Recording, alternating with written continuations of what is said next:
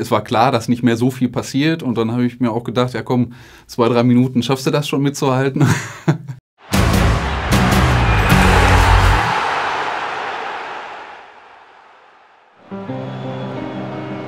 Im Topspiel am 13. Spieltag der Saison 2002/2003 führt der deutsche Meister Borussia Dortmund nach 90 Minuten gegen den Tabellenfünften 1860 München mit 1:0. Noch ein taktischer Wechsel von Trainer Matthias Sammer. Tomasz Rositzky verlässt das Feld. Für ihn kommt ein Debütant, Florian Torwart. Der hat kaum das Feld betreten, da pfeift der Schiedsrichter die Partie auch schon ab. Ich habe gedacht, das darf jetzt nicht wahr sein. Jetzt kommst du rein und dann nicht mal, also ich hätte ja noch nicht mal einen Ball berühren müssen, aber der Ball ist ja nicht mal auf den Boden aufgeschlagen, sondern der Roman hat den Abstoß gemacht und der Ball war noch in der Luft und dann hat der Schiedsrichter abgepfiffen. Ja, also da bin ich trotzdem natürlich super stolz drauf, aber nicht nur auf das eine Spiel, sondern auf diese ganze Zeit beim BVB und ja, ich bin nicht so der Typ, ich glaube, ich habe das auch noch nie einem offiziell erzählt, dass ich dieses Spiel gemacht habe. Normalerweise läuft es dann immer so, dass irgendwer von meinem Freundes- oder Bekanntenkreis dann sagt, ja, und er hier hat schon mal beim BVB gespielt oder sogar ein Bundesligaspiel. Klar macht mich das stolz, aber ich erzähle das nicht, weil ich freue mich einfach drüber. Auf Vermittlung von Christian Nerlinger war Florian Torwart aus Dorstfeld in die D-Jugend des BVB gekommen.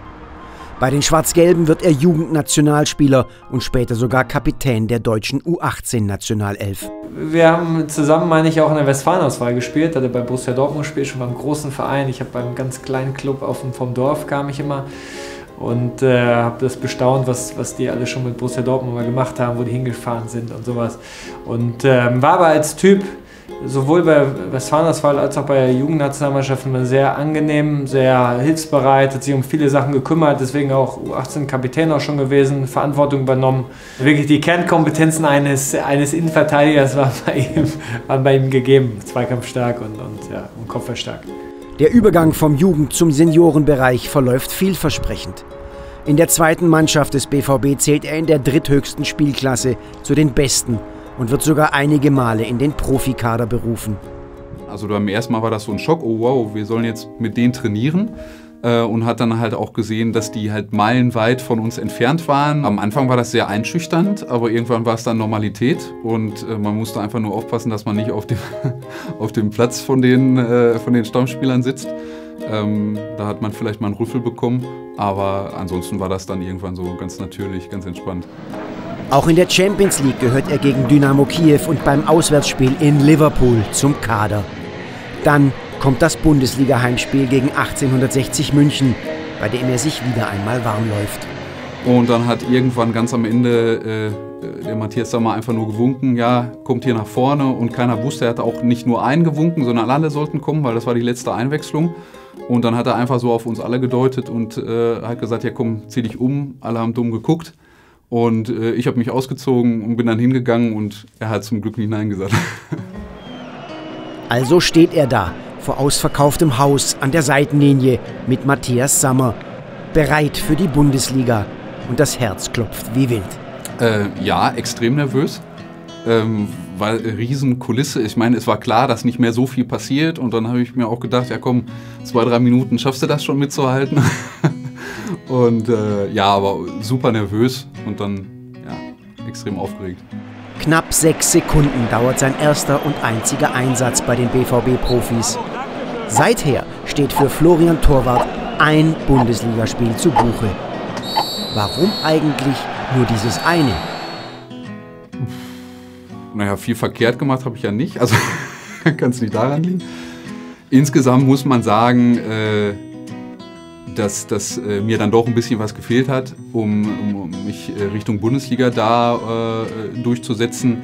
Und da muss man sagen, war der Weg, den ich gemacht habe, dann doch dritte Liga zu spielen, zweite Liga, das war für mich so das Maximum. Ne? Und ja, das muss man einfach realistisch so sehen. Ne? Da war auch nicht Pech oder so, das war einfach so. 2003 wechselt Florian in die zweite Liga zum VfB Lübeck. In Osnabrück erzielt er sogar ein Tor für die Grün-Weißen und im DFB-Pokal ist erst im Halbfinale Schluss. Später kickt er unter anderem auch noch für Rot-Weiß Essen. Mit 27 Jahren beendet er wegen Hüftproblemen seine Karriere. Aber vor knapp 20 Jahren, im November 2002, feiern Roman Weidenfeller und Florian Torwart im selben Spiel ihr Bundesliga-Debüt für Borussia Dortmund mit einem 1:0-Sieg über 1860 München. Siegprämie gab es damals nicht, weil der Verein ja doch etwas angeschlagen war. War ja eine kritische Zeit. Aber es gab eine Einsatzprämie für die Amateure, für alle gleich. Und ich glaube, das waren 1.666 €. Und da muss man natürlich auch sagen, in dem Alter, auch wenn es keine Siegprämie gab, das war halt schon stark, ne? Für die meisten ist es nur eine der vielen kuriosen Geschichten der Bundesliga-Historie. Für Florian Torwart aber ist es mehr. Viel mehr als nur 6 Sekunden. Ich war 10 Jahre, als ich zum BVB gekommen bin. Ich habe meine gesamte Jugend eigentlich da verbracht. Das heißt, mein ganzes Leben wurde eigentlich von 10 Jahren bis, ich glaube, ich bin dann mit 21 gegangen, also 11 Jahre lang, hat der Verein, war Teil meines Lebens und hat so meine ganze Jugend mitbegleitet. Und also mehr kann man nicht sagen, wie groß das eigentlich ist, ne?